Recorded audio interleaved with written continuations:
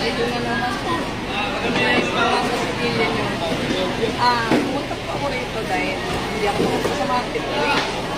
Pwede tayo, titignan natin lahat ng mga babae. Pag gusto nyo, at ipakikita ko sa inyo, ito po.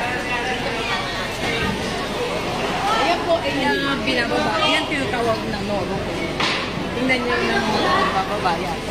Ayan po, nakaubad talaga yan. Kahit bawal nakaubad. Ayan.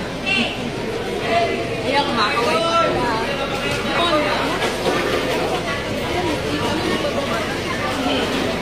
Ayan. Ganda. Masyado. Hi, Vance. Yan. Hi, Vance. Gandahan lang eh. Ano, dito po tayo. Hi, Vance.